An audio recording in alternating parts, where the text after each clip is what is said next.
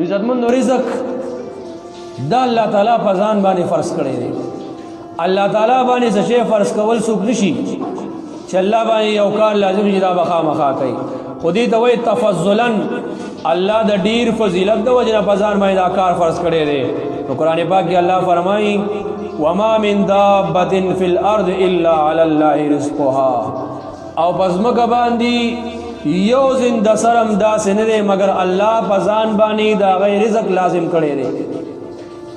خواکه د هر شي انسان دی که پیری دی که ځناور دی که ونې بوټي دي، دی ټول هر څه ته الله جل جلاله رزق ورکوي.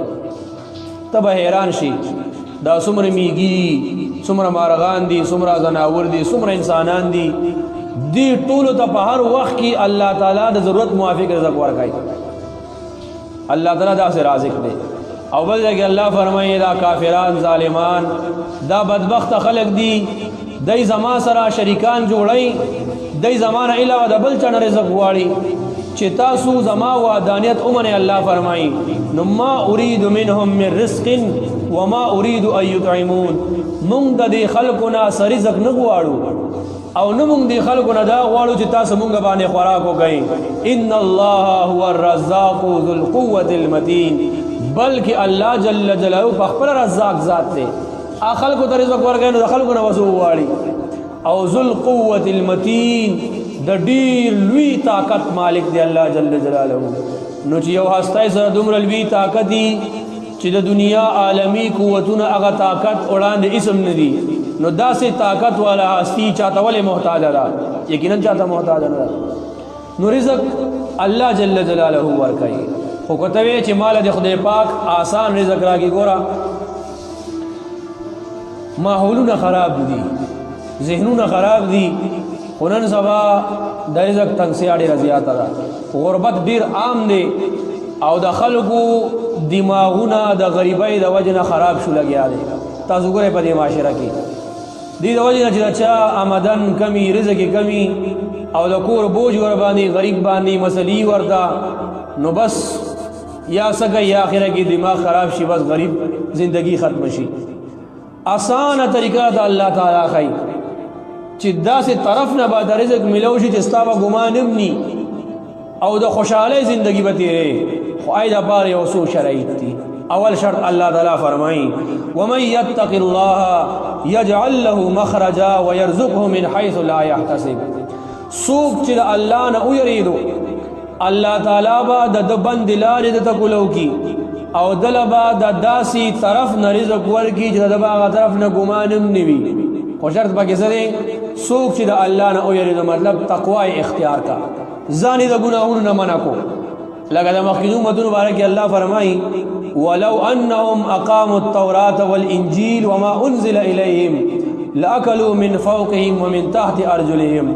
الله فرمایي که چرته دی خلکو په تورات، انجیل او نور کتابونو صحیفې چې کوم دی د نازل شوي دي، که په هغې باندې صحیح طریقې سره ایمان وروړی او عمل ور باندې کړی وي، نو الله فرمایي د سر نه بره او د خپو نه لاندې د ټولو طرفونو نه به دی له ما رزقونه ورکړی وي. مطلب دا د هر طرف نه به مې وله رزق ورکړی وي. خو شرط پکې سره تقوا، ځان د ګناهونو نه بچ کا. موږ مونځ هم نه کوو، مونځ نه کوو، ذکر نه کوو، تلاوت نه کوو، بیا و یاره په رزق کې هم ډېره تنګي ده، نو تنګي به نه راځي، سړی مونځ نه کوي او ګناهونه ځان نه بچ کوي، لوی لوی ګناهونو کې مبتلا، رزق به څنګه برکت راشي؟ لکه نبی علیہ الصلوۃ والسلام فرمایي اللهم بارک لامتی فی بکورهم، یا الله زما د امتیانو د سبا په رزق کې برکت واچوا. نو سحر سار وختي چې څوک رزق بس یوزي د په رزق کې به الله برکت اچي. مونږ لس بجې د خوب را پاسو، د سار مسخه مونږ ځان ته معاف کړی دی، پلس بجې مونږ د خوب را پاسو، بیا چې غلا ځان برابرو، کپڑے بدلو، 11 بجې وي، ناشته وکړو، بیا ناشتې نه پس لاړ شو دکان ته، یا ناشتې نه پس لاړ شو نورو کارونو پسې، نو نه پکې برکت دي. هغه قرضونو کې مبتلا وي، حرامونو کې مبتلا او سودونو کې مبتلا یو، هیڅ برکت په زندګۍ کې نشته. نو د حدیث باندې عمل نشته.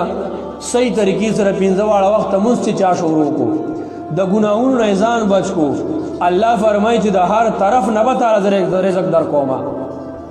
لکه د مریم علیه السلام واقعه وګورئ. د مریم علیه السلام پرورش زکریا علیه السلام کړی دی. په بیت المقدس کې ولا یو کمره جوړه کړې و. زکریا علیہ السلام چې کله د دین راوتو نو بار نه ور پسې تعالی والا نو یو ځل بهر نه تعالی والا لاړو چې واپس رالو او دروازه کولاو کا نو وی کته چې مریم علیها السلام سره بی موسم میوي پرتی دي بی موسم میوي. نو زکریا علیہ السلام ته فرمای یا مریم ان لک هذا اے مریمی دا بی موسم میوي تاسو را چردن رالی. نو مریم علیہ السلام ته فرمای قالت هو من عند الله ان الله يرزق من يشاء بغیر حساب. دا رزق د الله جل جلاله د طرف نه دی او الله په خپل بندگانو کې چې چاته وغواړي بي حساب رزق ورکړي. زکریا علیہ السلام ډیر حیران شو. حالانکه زکریا علیہ السلام مقام د مریم علیہ السلام نه پسو درجو چته ځکه مریم علیہ السلام هغه ولیه وا د الله دوست وا او زکریا علیہ السلام د الله پیغمبر دی. نو ولی خو پیغمبر ته نه رسیږي. نو زکریا علیہ السلام چې دا وکړه چې دی مریم علیہ السلام د خدای پاک به موسم میوي ورکولې شي نو مال په دا بوډاتوب کې ولې بچی نشي راکولې سر. زکریا علیہ السلام بالکل بوډا شوی نو الله نه دعا وکړه هنالک دعا زکریا ربه. دغه وخت زکریا علیہ السلام د خپل رب نه دعا وکړه چې یا الله اډو کې می نرم شوی دي او ویختم سپین شوی دي خو مال یو بچی راکا. الله تعالی چې تعالی می بچی درکو. زکریا علیہ السلام چې تعالی می بچی درکو نو دعا دی یا الله ما د پاره سنخو علامت وګرځوا. نو الله تعالی چې علامت ادا دی چې تب درو ورځې پورې خلکو سره خبرې نشي کولې. نو زکریا علیہ السلام بهر راووتو جبا مبارک وای خذول او خبرې بچرنه راوتی. نو بهرحال د مریم علیہ السلام د رزق بارکه چې الله تعالی والا د غیب رزق ورکړو. نو رزق د انسان په ځما باندې جسم لګلې شوی دا به خوري ګینه د مرګ نو واقع کیږي.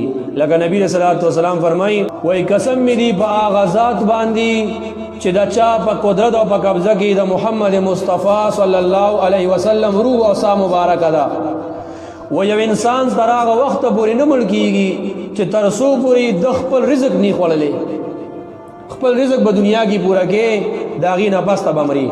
خوش قانون آستا پلاس کړي طریقہ استا پلاس کړه چې دا کوم رزق الله تعالی لیکلې دی په عزتای باندې غټي او غدي په عزت باندې غټي.